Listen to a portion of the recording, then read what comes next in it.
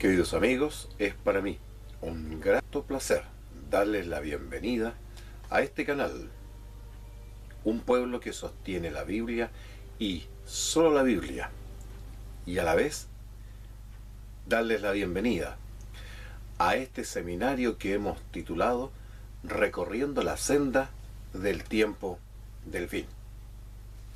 Bienvenidos.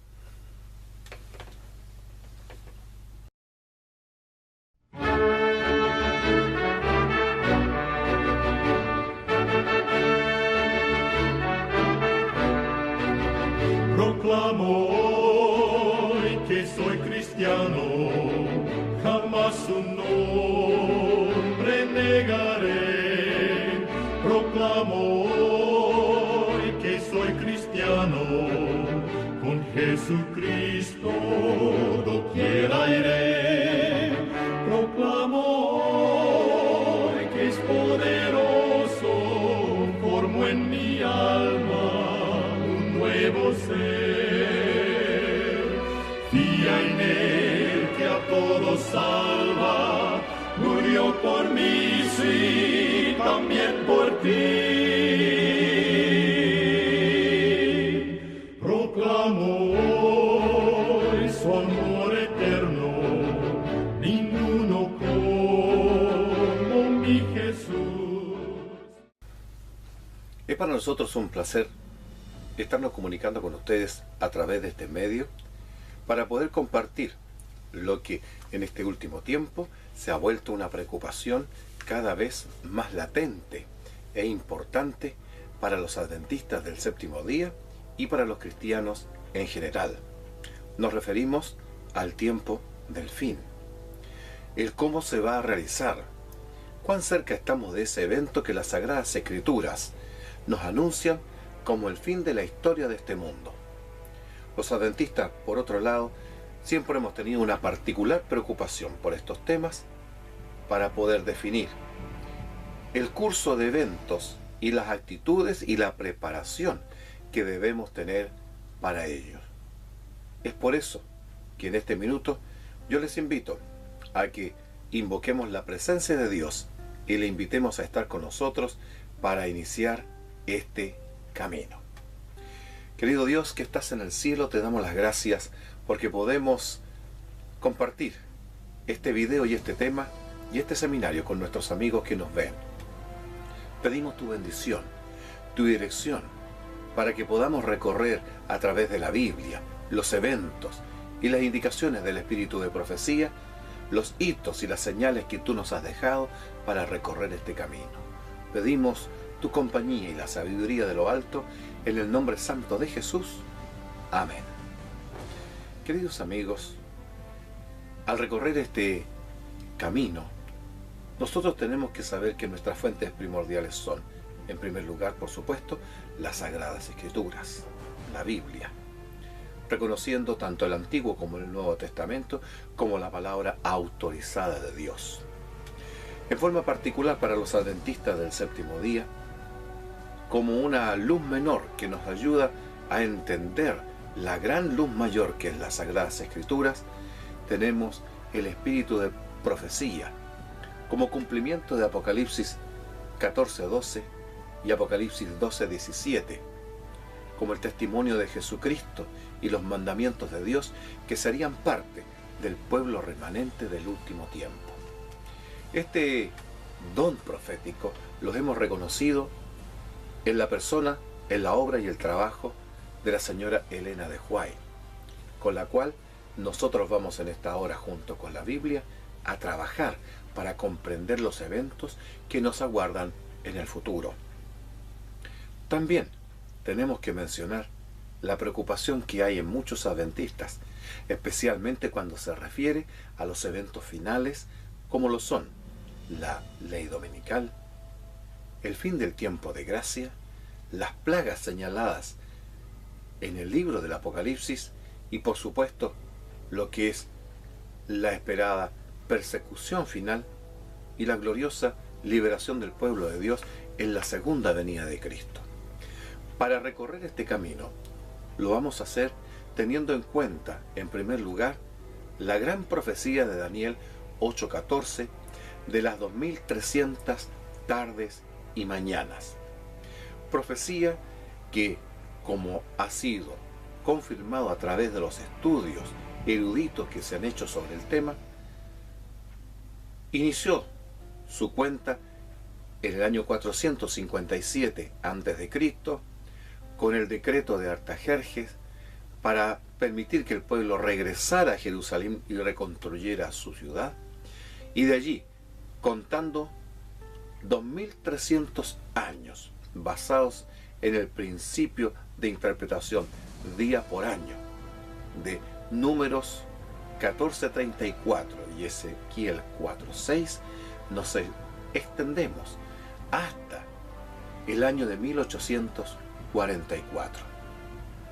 Año especialmente significativo para los adventistas en todo el mundo, porque es el año en que se verifican hechos tanto aquí en la tierra como algunos, o uno, en forma muy señalada e importante, allá, en lo alto de los cielos, donde está nuestro Dios y nuestro Señor Jesucristo y los santos ángeles. Por supuesto, para poder entender el camino que vamos a recorrer, el punto de partida es precisamente este año de 1844. Para ello, hay un escrito del Espíritu de Profecía en el libro que lleva precisamente el nombre de Primeros Escritos, en la página 55, que señala lo siguiente respecto al evento que ocurre ese año. Y dice así: vi al Padre, en este caso vio su luz, su gloria, va a especificar ella, no es que vio el rostro y la figura expresa del Padre, porque nadie la ha visto ni le puede ver. Vi al Padre levantarse de su trono, y en un carro de llamas entró al lugar santísimo. Es decir, se inició el ministerio del lugar santísimo. Y se sentó. Entonces Jesús se levantó del trono, y la mayoría de los que estaban prosternados se levantó con él. No vi un solo rayo de luz pasar de Jesús a la multitud indiferente, después que él se levantó. Y esa multitud fue dejada en perfectas tinieblas. Los que se levantaron cuando se levantó Jesús tenían los ojos fijos en él, mientras se alejaba del trono y los conducía por un trecho. Alzó entonces su brazo derecho y oímos su hermosa voz decir: aguardad aquí, voy a mi Padre. ¿Y dónde estaba el Padre? En el lugar santísimo. Entonces, cuando dice aquí voy a mi Padre, está diciendo voy al lugar santísimo para recibir el reino. Mantened vuestras vestiduras inmaculadas, y dentro de poco volveré de las bodas y os recibiré a mí mismo. Esto describe sucintamente los eventos ocurridos allá en los cielos. Cuando Cristo Jesús murió y resucitó y ascendió al cielo, las Escrituras son claras allí en el libro de Daniel, en el capítulo 8 y en el capítulo 9, en señalar, junto con el libro neotestamentario de Hebreos, de que Jesús ascendió al cielo y fue entronizado como sumo sacerdote. La epístola a los Hebreos dice claramente que Jesús es ministro del santuario, es sumo sacerdote de aquel templo que levantó el Señor y no el hombre, y que en ese templo entró habiendo obtenido eterna redención. Y como dice el capítulo 7, versículo 25, desde allí intercede por nosotros. Y lo sigue haciendo hasta cumplir su ministerio redentor allá en el alto cielo. Pues bien, en 1844 hubo un cambio en este ministerio, una ampliación. Como lo vemos en la vista que estamos mostrando, en el santuario celestial, Jesús va a cambiar de ministerio del lugar santo al lugar santísimo, donde va a añadir lo que vamos a considerar a la luz de la Biblia como juicio. Los adventistas entendemos este elemento como la purificación del santuario. Le llamamos también el juicio investigador. ¿Por qué? Porque se sustenta en los pasajes bíblicos que tenemos en el capítulo 7 de Daniel, en el verso 9 y 10, donde dice: estuve mirando hasta que fueron puestos tronos, y se sentó un anciano de días, cuyo vestido era blanco como la nieve, y el pelo de su cabeza como lana limpia. Su trono llama de fuego, y la rueda del mismo fuego ardiente. El juez se sentó, y los libros fueron abiertos. El considerarlo una investigación se sustenta en esta última declaración: los libros fueron abiertos. Apocalipsis capítulo 20, hay otra apertura de los libros al final del milenio, y ahí nos especifica diciendo que los muertos fueron juzgados por las cosas escritas en los libros. Es decir, que los libros se abren en ocasiones en que un juicio va a entrar en sesión, cuando hay que revisar los casos de aquellos que son objeto de observación en este juicio. Solamente hay dos ocasiones en que los libros se abren, y es aquí, en Daniel 7:9, en este juicio, y después al final del milenio en Apocalipsis 20. Es por eso que los adventistas hemos entendido que abrir los libros de Daniel 7:9 no es otra referencia más que a un evento de juicio y de investigación de juicio. Dios no necesita leer los libros. Aclaremos eso ya. Dios tiene la capacidad de la omnisapiencia y sabe toda nuestra vida, y nadie le tiene que informar de quiénes somos nosotros, qué hacemos y cómo actuamos. Sin embargo, Daniel capítulo 7 versículo 9 dice que delante de él habían miriadas de miriadas y millones de millones. Estos seres son seres creados, son celestiales, seguramente los ángeles, pero estos seres celestiales, por muy santos y perfectos que sean, no son omnisapientes. Ellos no saben ni conocen todo lo que ha pasado cada ser humano, ni el pensamiento que ha pasado por la mente de los hombres, ni la condición final en que realmente terminó la vida y el corazón de un ser humano que haya dicho que era hijo de Dios. Es por ello que este juicio se hace, para revelar a las inteligencias celestiales que Dios es justo, al redimir a los salvos, al haber expiado sus pecados, y condenar a aquellos que han rechazado la invitación del Evangelio. Ahora, a esto se le llama en Daniel 8:14 la purificación del santuario. Lo vuelvo a leer, dice: y él dijo: hasta 2300 tardes y mañana, luego el santuario será purificado. Daniel 7:9 nos hablaba hasta que fueron puestos tronos. ¿Cómo entendemos esta postura de tronos? ¿Para qué se ponen los tronos? Resulta que Salmo capítulo 9 versículo 4 nos aclara cómo entender fueron puestos tronos de Daniel 7, 9 y 10, y dice así: porque has mantenido mi derecho y mi causa, te has sentado en el trono juzgando con justicia. Parece que usa casi el mismo lenguaje de lo que dice el versículo 10 de Daniel 7, cuando dice: el juez se sentó y los libros fueron abiertos. Aquí el salmista dice que Dios se sienta para hacer juicio a favor del salmista, de David, para defender su causa, para protegerlo. Además, en los versículos 7 y 8 del mismo Salmo, el Salmo 9, leemos las siguientes palabras: pero Jehová permanecerá para siempre, ha dispuesto su trono para juicio, Él juzgará al mundo con justicia y a los pueblos con rectitud. Nótese cómo estos pasajes de los Salmos nos ayudan a entender y a explicar el hecho de la postura del trono y que el juez se siente. Es un escenario de juicio. Es el juicio escatológico, el juicio del final de los tiempos, lo que hemos llamado desde siglos el gran juicio final.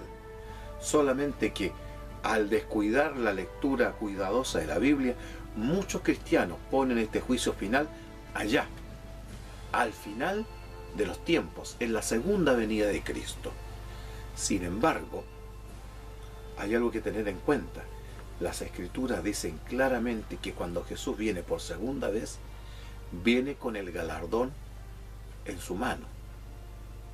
He aquí vengo y mi galardón conmigo, para recompensar a cada uno según su obra. Nótese que Jesús ya viene con el galardón definido para cada ser humano, lo que nos da a entender que en algún momento anterior a la segunda venida de Cristo, el Señor definió claramente qué galardón merecemos cada uno de nosotros, y ha quedado claro para el cielo y para todas las inteligencias celestiales y para el universo entero, de que Dios es justo al salvar y Dios es justo al condenar y castigar al que no aceptó el Evangelio. Ahora, si nosotros continuamos en esta línea de pensamiento, podemos explicar un asunto muy importante. Cuando estudiamos nosotros los escritos del Espíritu de Profecía de Elena de White, ella escribió abundantemente en distintas fuentes, libros y artículos sobre los temas del tiempo del fin. No lo escribió de una sola vez con detalle toda la información en un solo libro, sino que fueron repartidos y tocados en distintos aspectos y en distintas ocasiones. Por lo tanto, se asume que hay que tener un cuidado único al reunir todos estos textos y ponerlos a la luz de lo que la Escritura de sus otros libros mayores, llámese El conflicto de los siglos o Historia de la redención, nos va mostrando sobre la secuencia de los eventos finales. Así hemos operado nosotros, a fin de que no poner una perspectiva menor y aminorar el significado de lo que el Espíritu de Profecía nos revela, y tampoco irnos al otro extremo de sobredimensionar el significado de un hecho que en su amor y su sabiduría Dios quiso entregar y revelar a sus hijos, a su iglesia, a su pueblo. Pero dentro de esto hay dos declaraciones importantísimas que ustedes van a ver a continuación en la siguiente vista. En esta se nos dice claramente lo siguiente, lo leemos, léanlo conmigo, y dice así. Esto es de la Review and Herald del 22 de marzo de 1892. Se me ha advertido, dice Elena de White, repetidamente con respecto a la fijación de fechas. No volverá a haber un mensaje para el pueblo de Dios que esté basado en una fecha.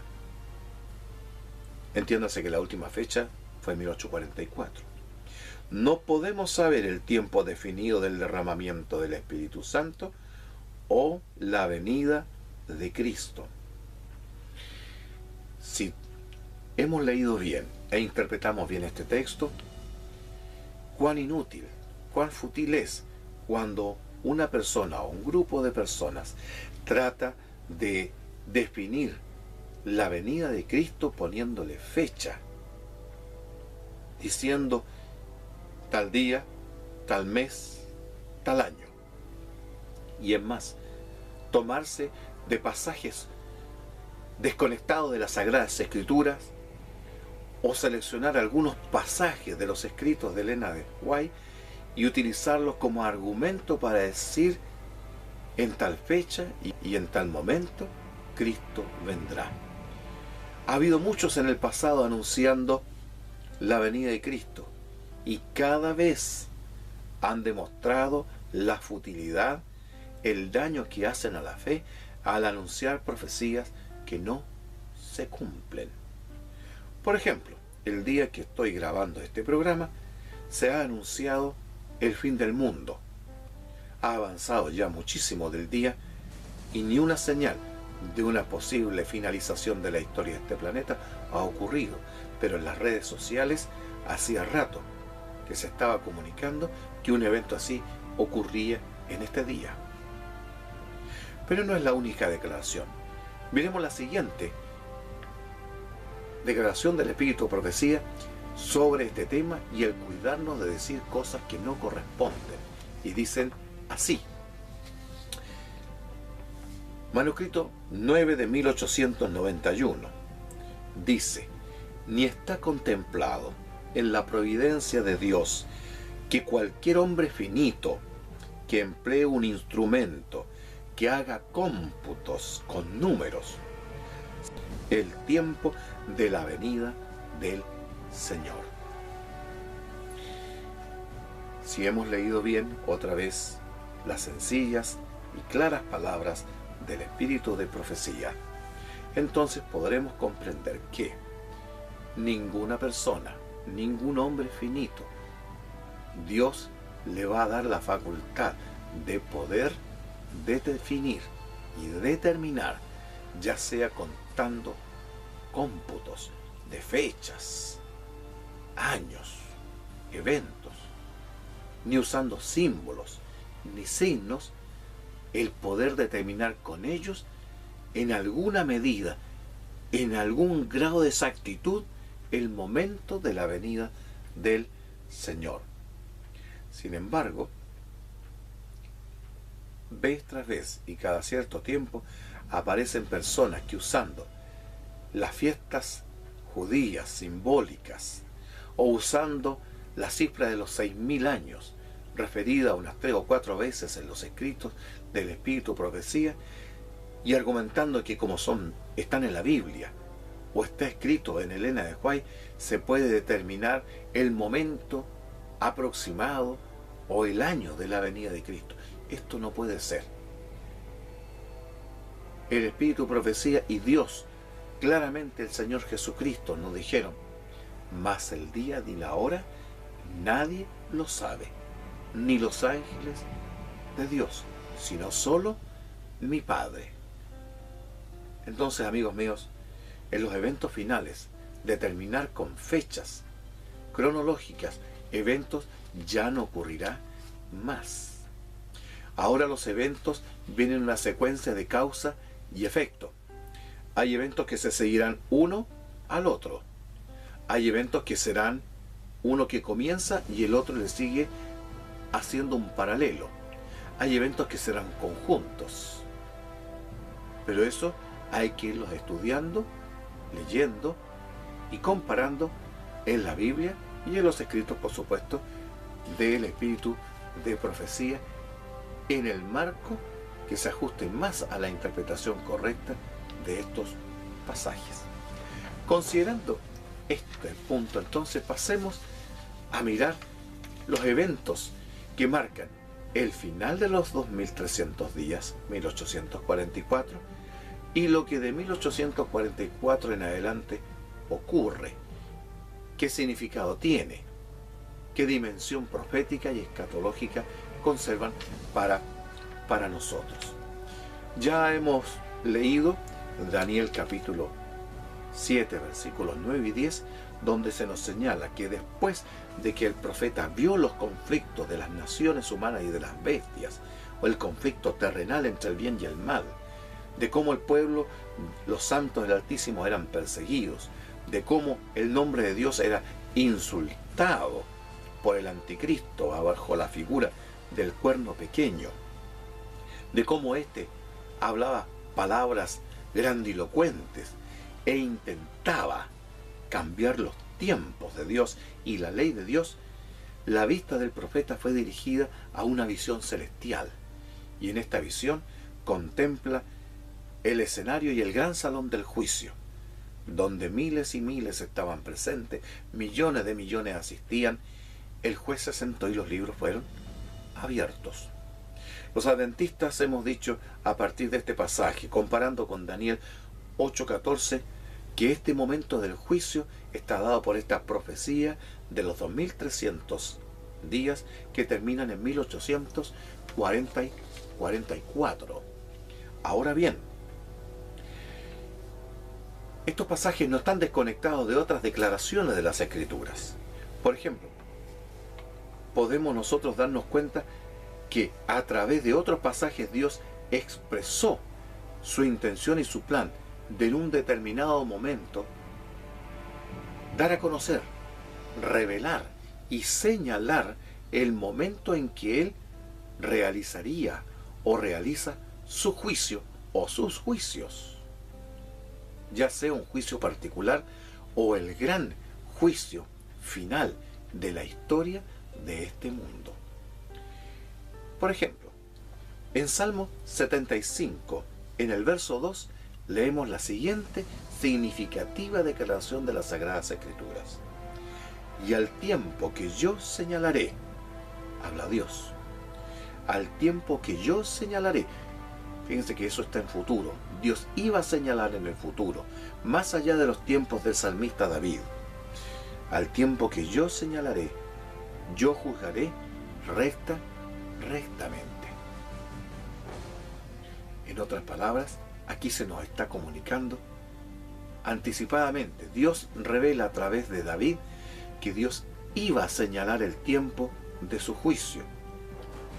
Pasarían los siglos hasta que llegara el profeta Daniel, y en su libro, en el capítulo 7, en el capítulo 8 y capítulo 9, también el capítulo 11 y el 12, en que Dios nos daría los elementos proféticos, cronológicos, los hechos, para que pudiéramos determinar y conocer los tiempos determinados por el Señor.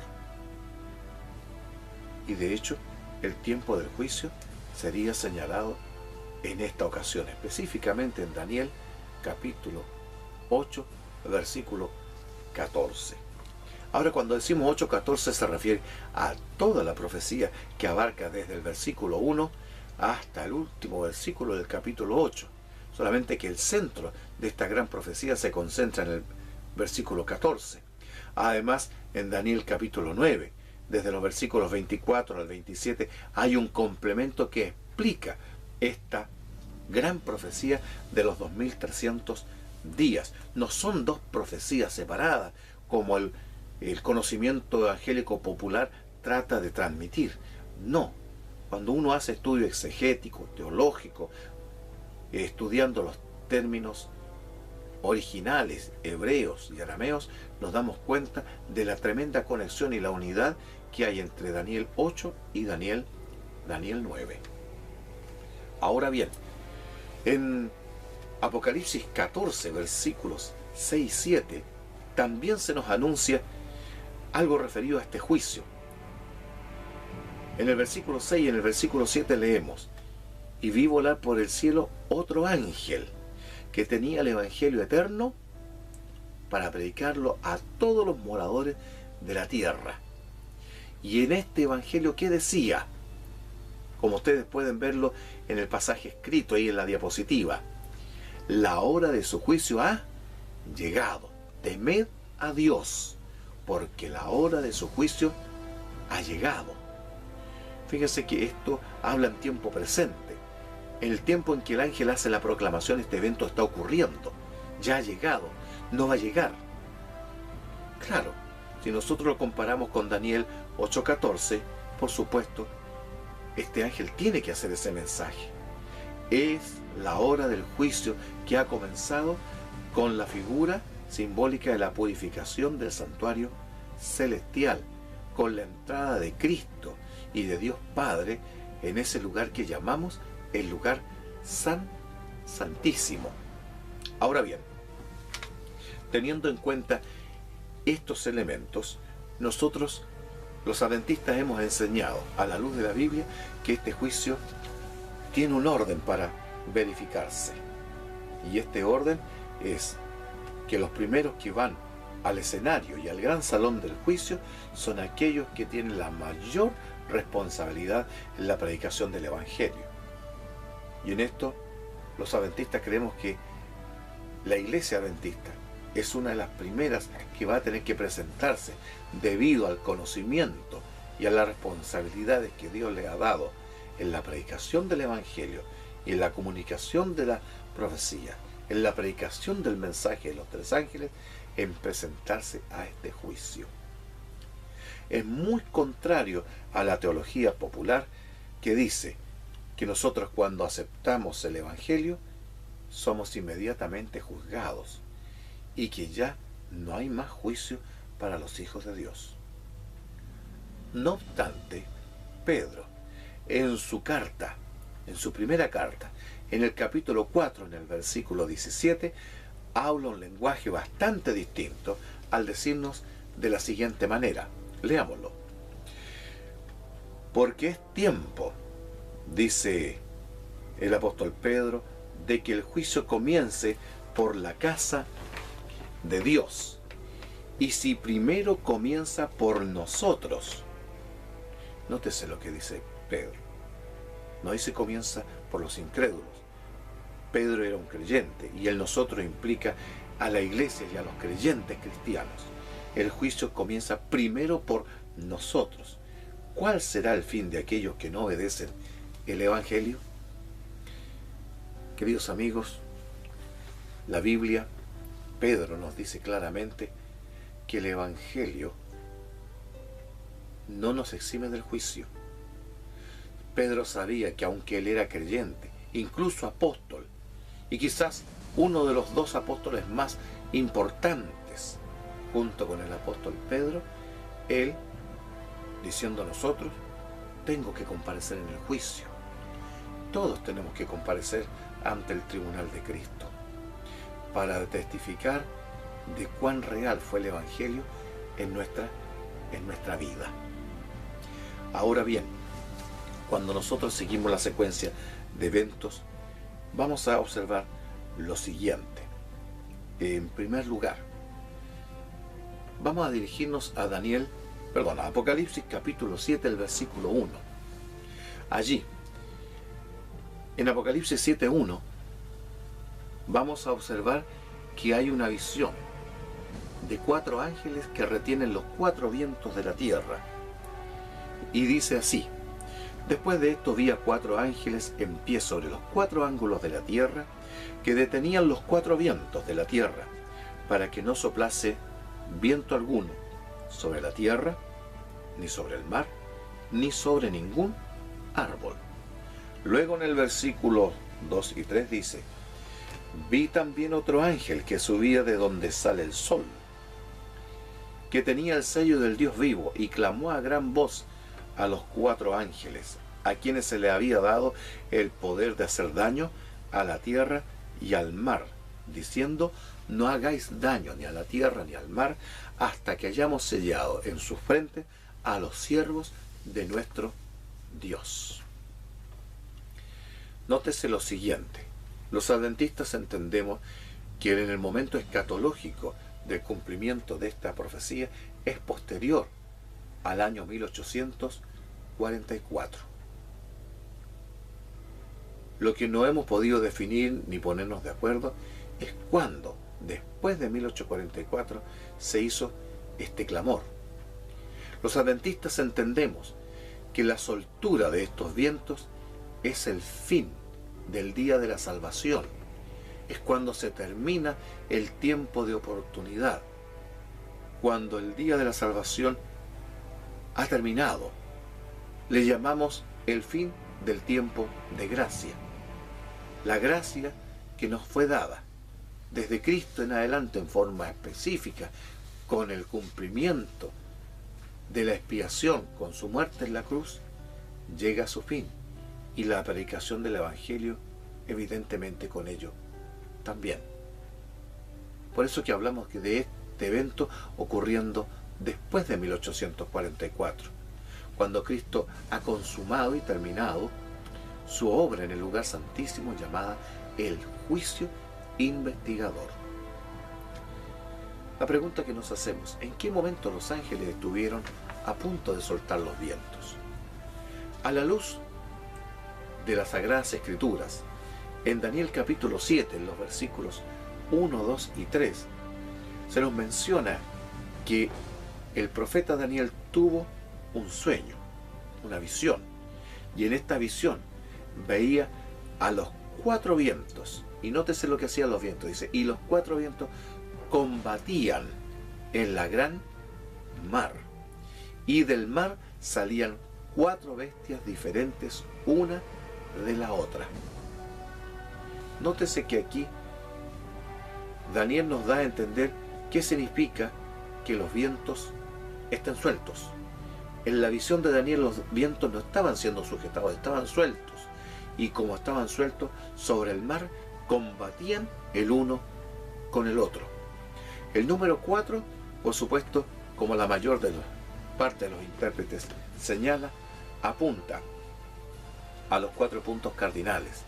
Habla de universalidad, norte, sur, este y oeste. En otras palabras, lo que está indicando aquí Daniel 7 es que los vientos señalan hacia los conflictos humanos, hacia las grandes conflagraciones, a las luchas, al derramamiento de sangre, a la lucha por el poder y el dominio, cuando el espíritu humano no se sujeta ya más y las naciones se hostigan unas a las otras para hacerse la guerra y simplemente autodestruirse los unos a los otros. Pues bien, en algún momento después de 1844, estos vientos de los combates, de las conflagraciones humanas, estuvieron a punto de ser soltados. Eso es más o menos lo que podemos entender del lenguaje de Daniel 7. Por eso el clamor firme, quizás hasta apurado, no sé si es angustioso, pero hace un gran clamor. Y este ángel que tiene el sello de Dios le dice a los ángeles, retengan aún, sujeten los vientos, no los suelten, porque todavía los siervos de Dios no están sellados. Nótese que este sello, o este sellamiento, no es un sellamiento para los que van a creer en el Evangelio. El resto del capítulo 7, los versículos 3, 4, hasta el 9, 10 y 11, nos señalan que los que van a ser sellados ya son hijos de Dios, porque pertenecen al Israel espiritual de Dios. Y se señala que de la tribu de tal hijo o descendiente de Israel se sellaron 12.000. 12.000 de cada tribu de los hijos de Israel. Lo que estoy exponiendo, por supuesto, se contrapone abierta y definidamente a la interpretación dispensacionalista que ve en el capítulo 7 un cumplimiento literal con el Israel literal. Solamente que tienen un gran problema a la hora de hacer esta interpretación, porque hablan de que en el tiempo futuro y cercano estos judíos van a ser elegidos. Ellos creen que son israelitas de raza, pero hace ya siglos que 10 de las 12 tribus desaparecieron, y desaparecieron para siempre. Solamente quedan 2 de esas tribus, los descendientes de Benjamín y los descendientes de Judá. Y si es que queda alguno de las otras tribus, las cuales ya no existen como tribus, por lo tanto, allí los dispensacionalistas tienen un problema en determinar de dónde van a salir esas 10 tribus que allá desaparecieron tan lejos en el tiempo como en el siglo VII a.C., cuando los asirios tomaron estas 10 tribus llamadas Reino del Norte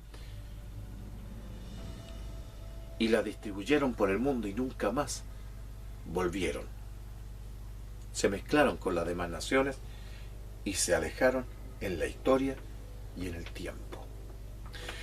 Pero si interpretamos esto como los adventistas lo hacemos, de que estos son simbólicos, que el Israel señalado aquí no es otro que el Israel espiritual, la iglesia, el Israel del nuevo pacto, estos son hijos de Dios que están siendo sellados en forma especial.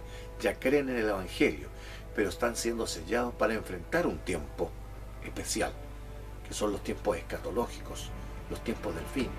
Son los 144.000 sellados. Pero aquí viene la pregunta: ¿cuándo los vientos estuvieron a punto de soltarse?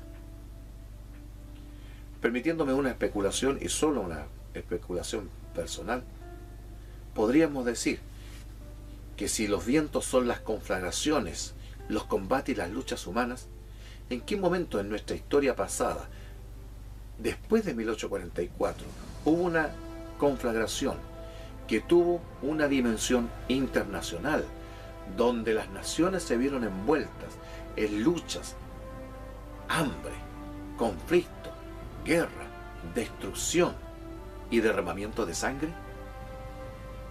Y nuestra historia reciente nos habla de 1914 a 1945, con las dos guerras mundiales, con más de 60 millones de personas muertas en las cámaras de gases.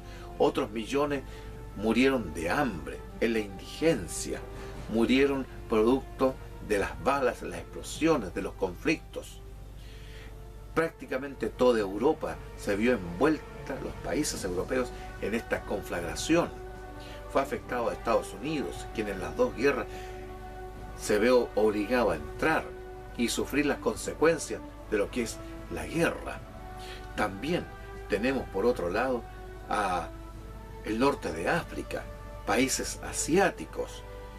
Japón se vio envuelto también introduciendo esta guerra, y los resultados económicos de este conflicto lo tuvimos que también vivir los países latinoamericanos, cuando la economía se vuelve difícil y reina el hambre y el conflicto, porque los dineros están siendo usados para fabricar armas de destrucción masiva.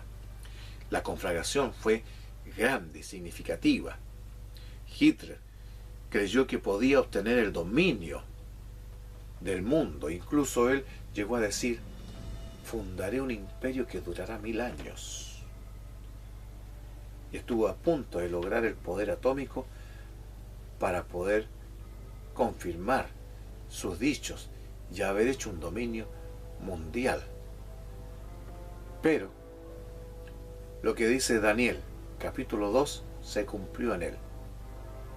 La profecía ha determinado que no habrá otro reino terrenal, y el que lo intente caerá en el fracaso. Y eso le pasó a Hitler. No pudo confirmar su reino. Ni aunque después de eso, de 1945 hasta 1990, tuvimos la Guerra Fría, donde Estados Unidos y la Unión Soviética intentaron repartirse el mundo. Con admiración, los que vivimos este evento en 1989 y 1990, vimos la unión de las dos Alemanias y la disolución de la antigua Unión Soviética. Ese bloque que parecía férreo, dominante y sumamente poderoso para conquistar al mundo, había llegado a su fin.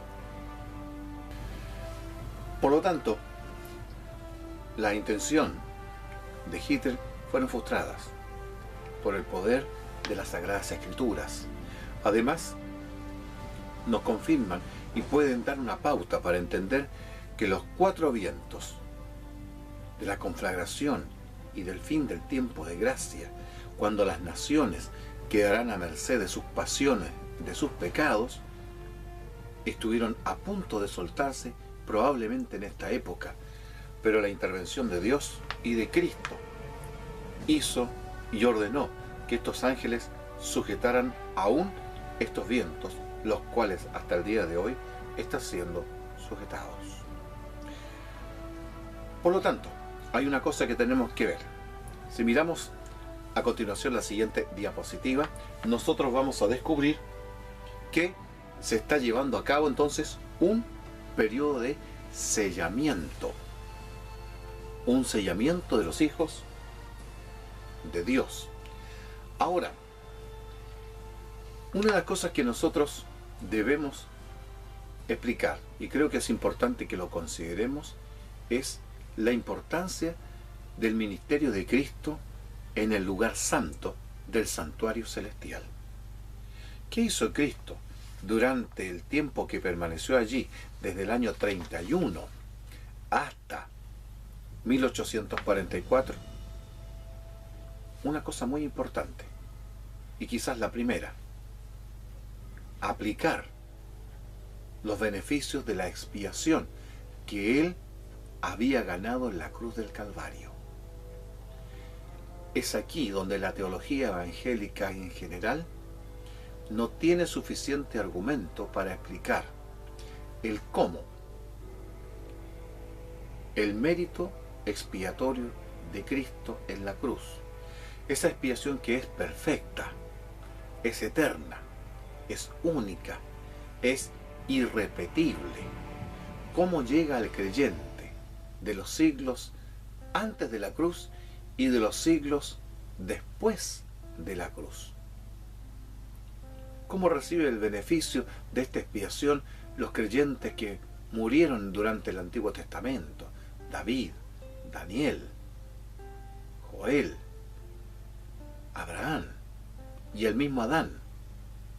Es gracias a este ministerio donde Cristo es entronizado como sumo sacerdote, el cual le permite tomar esta expiación perfecta y ahora llegar a la segunda etapa importantísima: el aplicar al creyente del Antiguo y del Nuevo Testamento los méritos de la expiación de Cristo.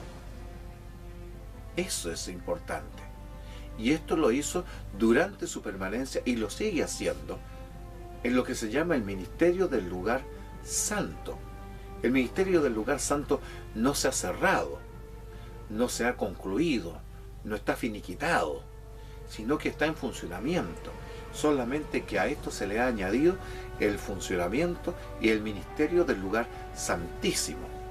Y el ministerio del lugar santísimo añade la tercera y última etapa de la expiación, que es la consumación de la expiación, que es tomar el pecado y la culpabilidad del pecado por la cual Cristo tuvo que sufrir y poner el castigo sobre el instigador del pecado, a saber, Satanás. Todo pecado ha sido registrado en los cielos. Ahora, todos esos pecados tienen que ser sacados del registro celestial y ser puestos sobre el responsable y el culpable final de los pecados de los santos, que es Satanás. Como en el ritual antiguo, donde los pecados del santuario eran sacados simbólicamente y puestos sobre el macho cabrío de Azazel,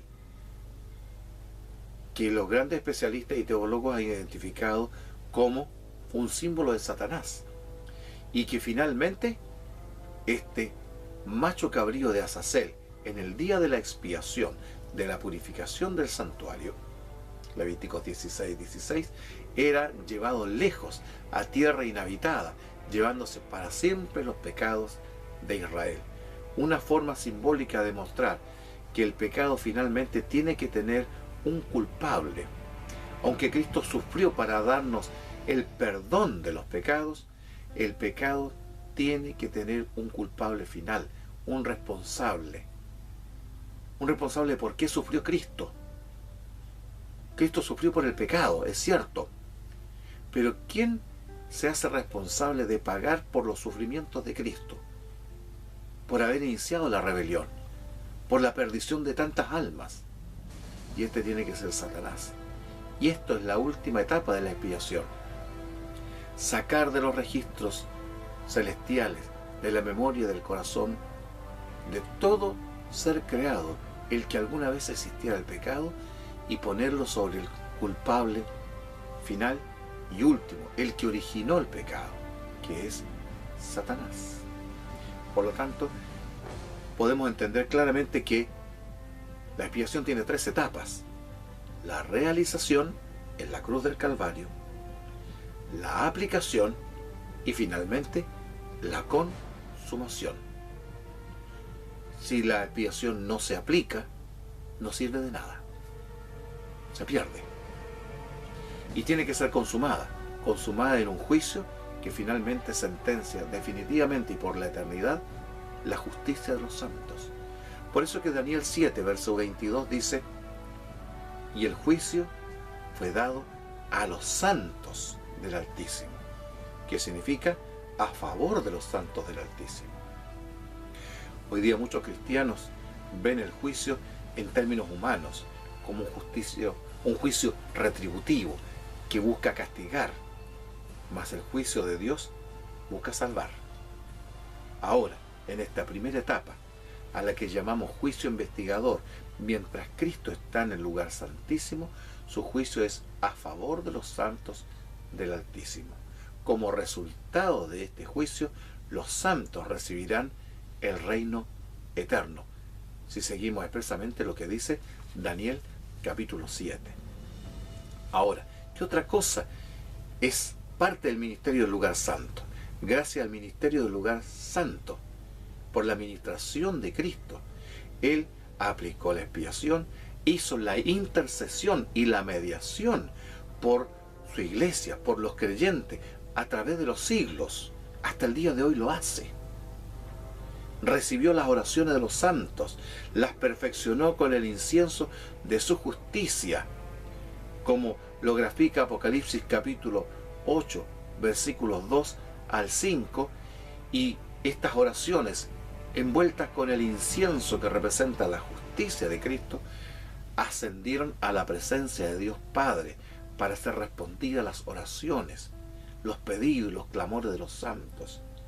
Cristo, a través de su ministerio en el lugar santo, defendió a la iglesia y la fortaleció en los momentos más críticos, cuando las fuerzas del mal se ensañaron contra ella por medio de la sangrienta e inhumana persecución, cuando los santos eran llevados al circo romano, cuando eran crucificados, quemados vivos, echados en aceite hirviendo, echados a las fieras hambrientas o a los gladiadores, cuando la Inquisición disfrutaba quemando a los hijos fieles de Dios.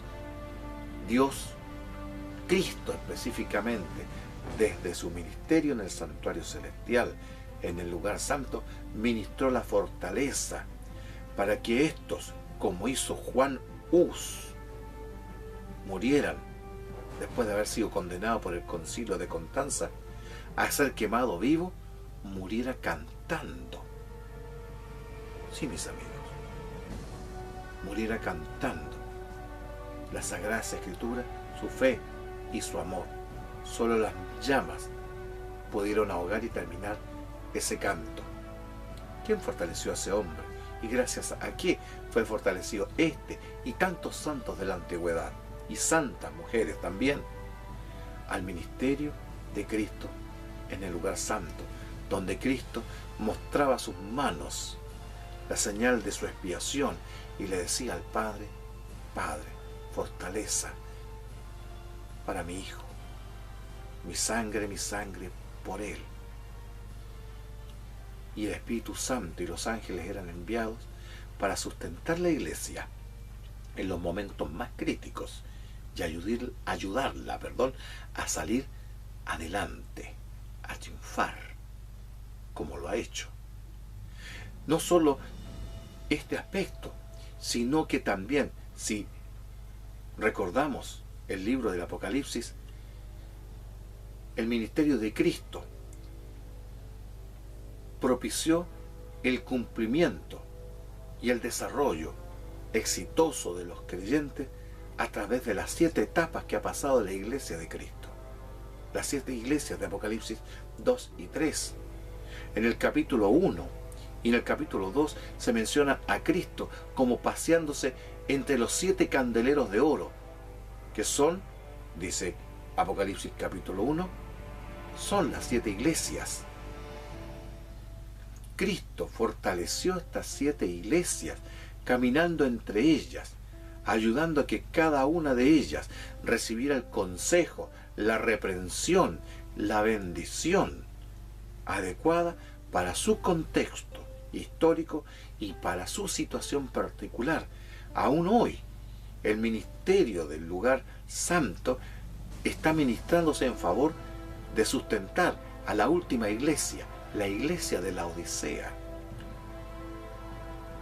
Además, el ministerio de Cristo en el lugar santo propició que los aspectos de las profecías históricas de Daniel y Apocalipsis referidas al tiempo evangélico de la muerte de Cristo en adelante se cumplieran, y se cumplieran eficiente y eficazmente.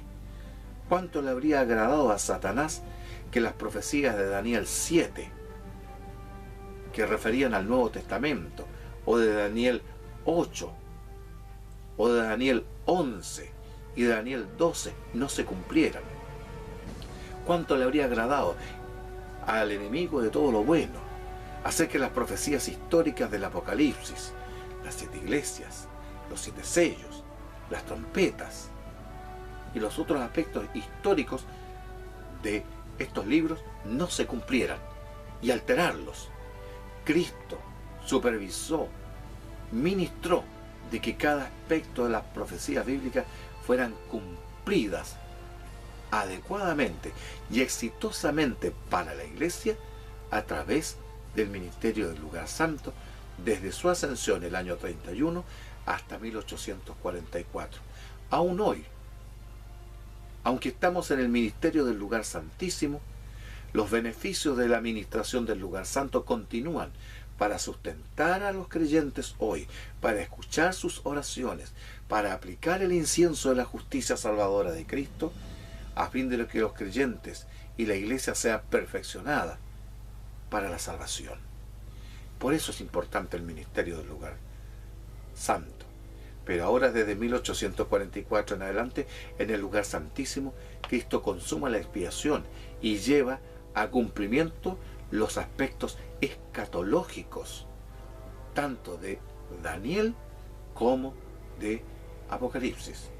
Es decir, capítulo 12, capítulo 13, 14, 15, 16 y 17, hasta el capítulo 22, que se considera como la parte escatológica de Apocalipsis, sean cumplidas eficientemente en el tiempo, sin que Satanás las altere, sino que se lleven a feliz éxito. Por eso es importante el ministerio de Cristo en el lugar santo, como lo hemos observado en la diapositiva que les hemos mostrado. Pues bien, ya hemos visto lo que está alrededor de 1844, lo que tiene que suceder a continuación, pero ahora vamos a enfatizarnos en nuestra actualidad, a hoy, a lo contemporáneo, a nuestra cotidianidad. ¿Qué es lo que tiene que suceder ahora? ¿Qué tiene que estar ocurriendo dentro de lo que la profecía nos señala?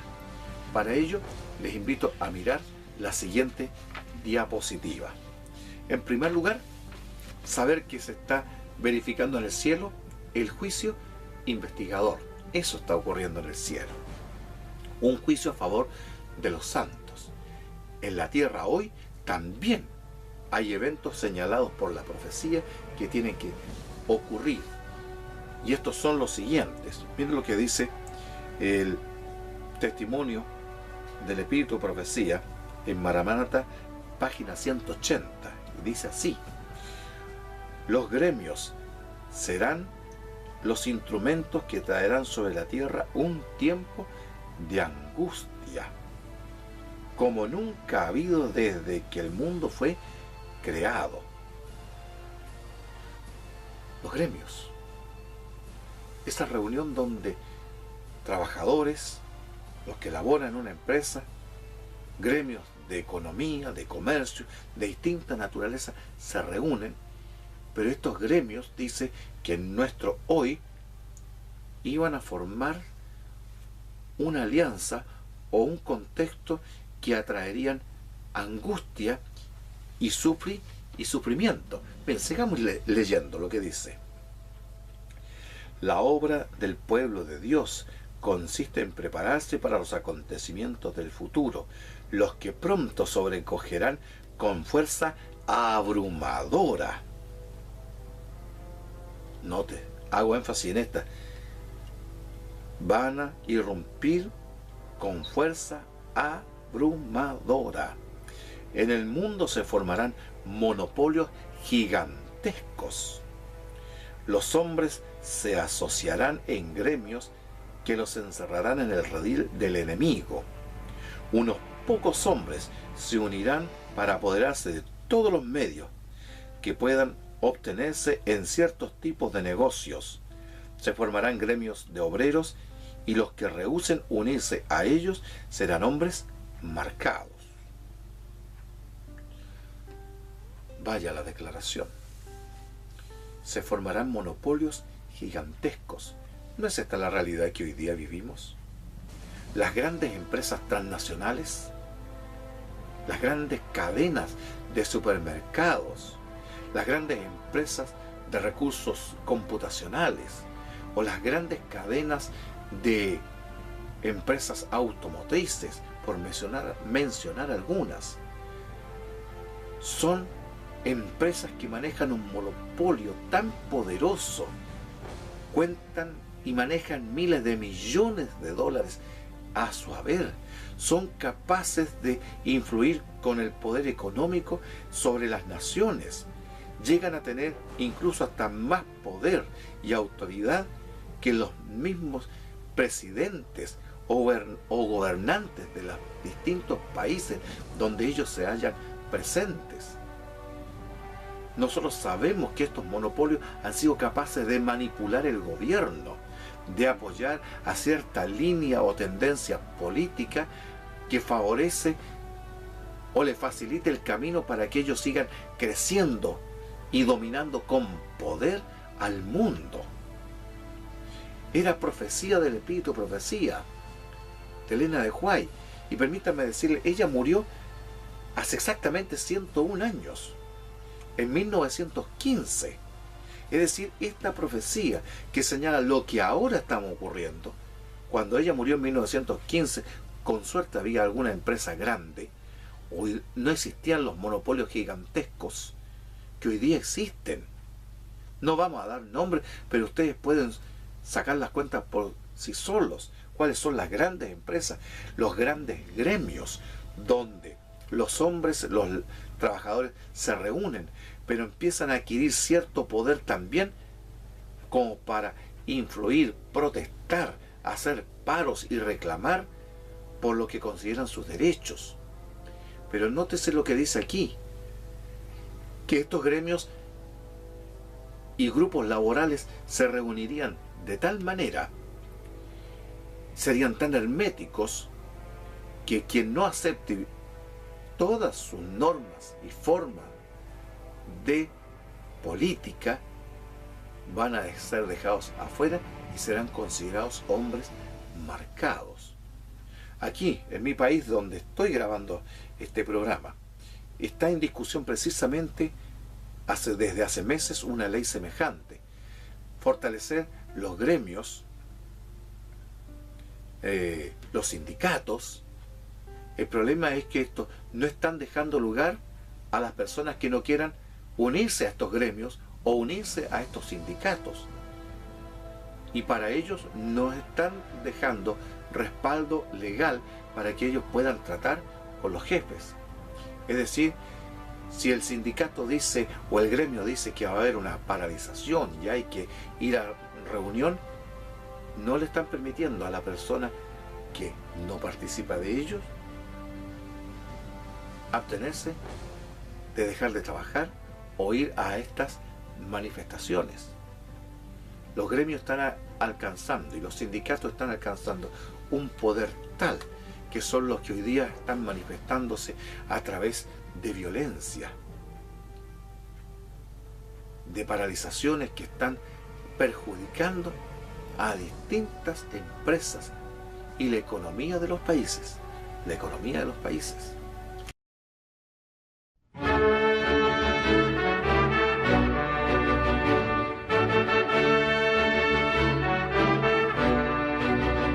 proclamo hoy que soy cristiano.